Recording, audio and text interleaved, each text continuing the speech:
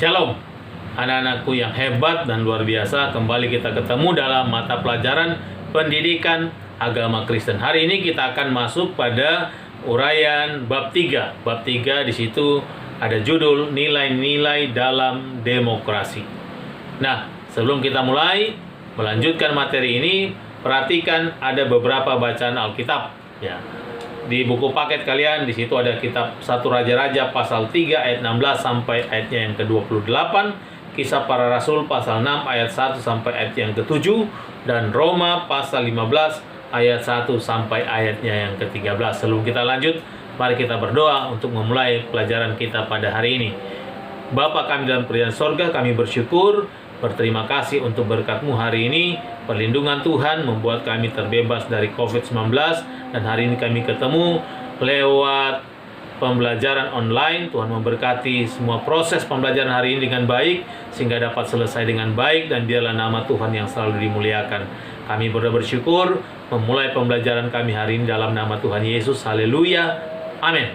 Nah, kita mulai dari apa yang menjadi nilai-nilai luhur demokrasi dalam perspektif Kristiani.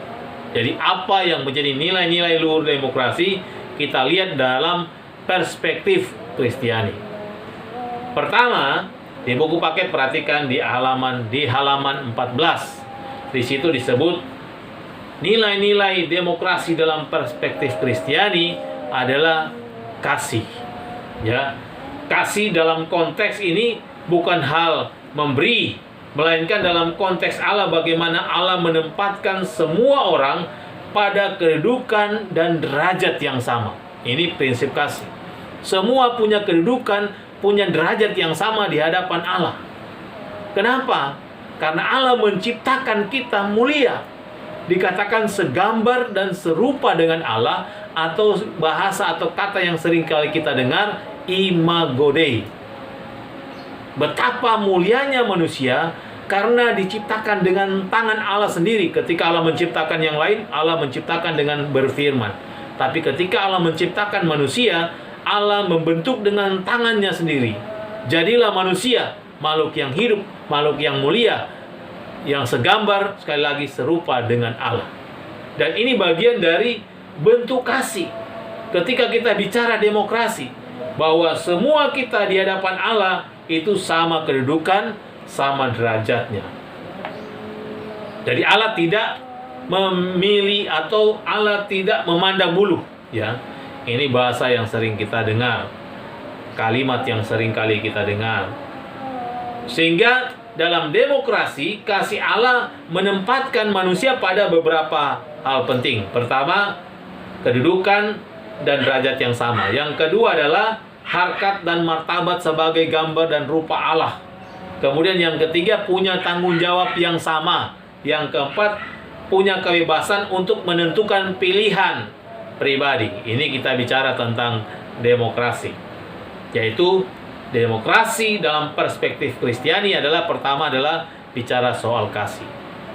Yang kedua adalah bicara soal keadilan.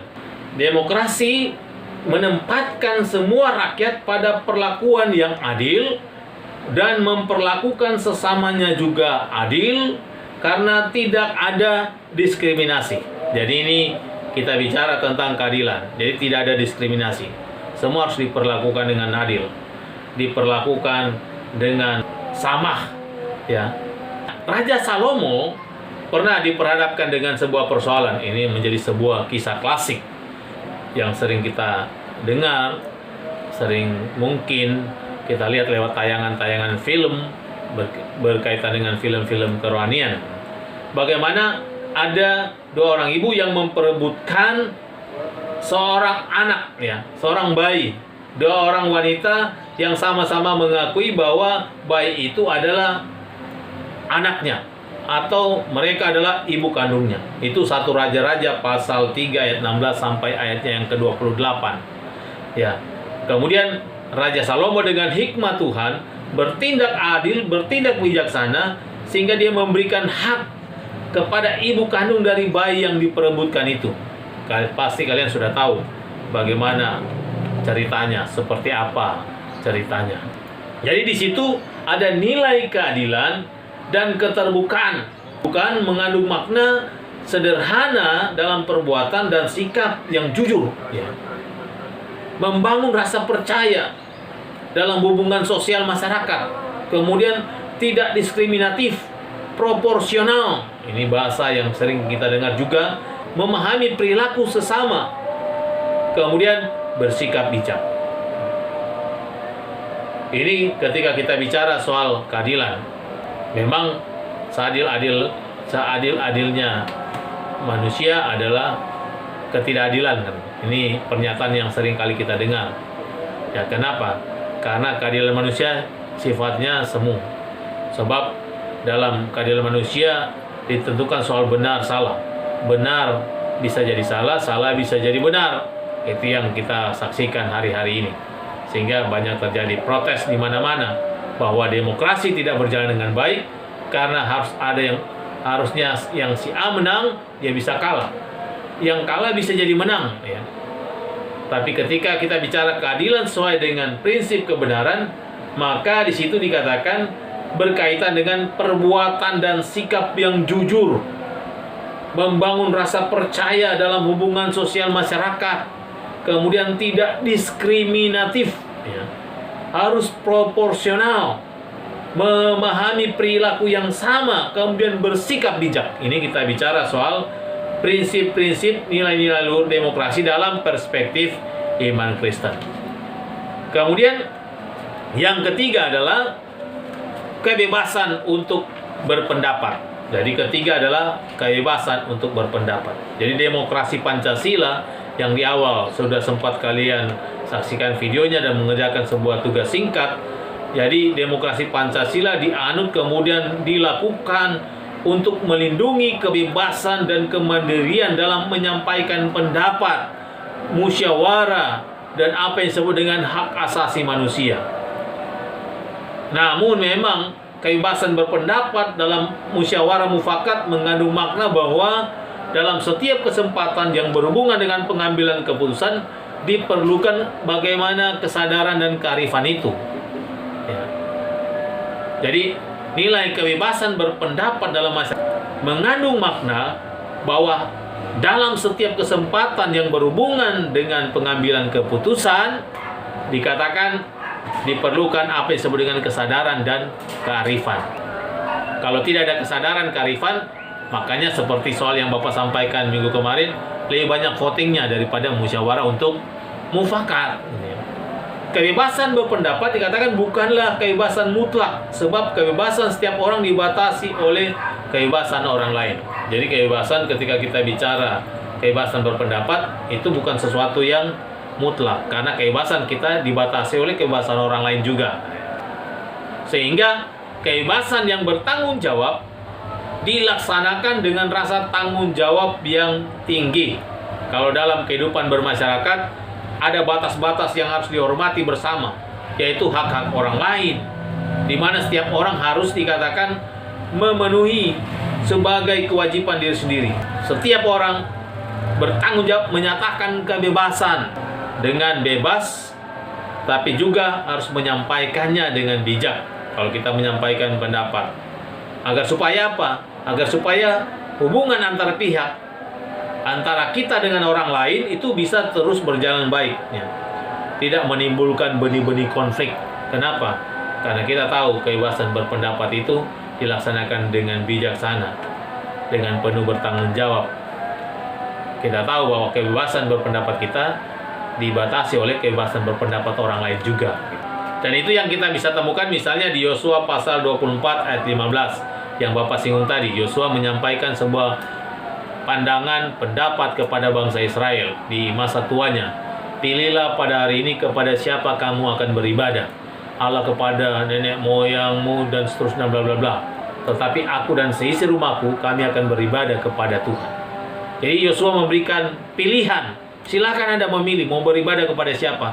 Tapi saya dan keluarga saya kami akan beribadah kepada Tuhan yang sudah membuktikan membebaskan bangsanya keluar dari perbudakan di Mesir menuju ke tanah perjanjian, masuk ke tanah Kanaan yang ditempati sampai hari ini oleh bangsa Israel. Nah itu yang disampaikan oleh Yosua kepada bangsa Israel berkaitan dengan kebebasan berpendapat. Kemudian yang terakhir adalah harkat dan martabat. Jadi harkat dan martabat bicara soal bagaimana Allah adalah adil, kemudian menciptakan manusia dengan kedudukan yang sama yang sudah disebutkan tadi, memiliki harkat dan martabat mulia, derajat yang tinggi dari semua makhluk ciptaannya yang lain di alam semesta ini.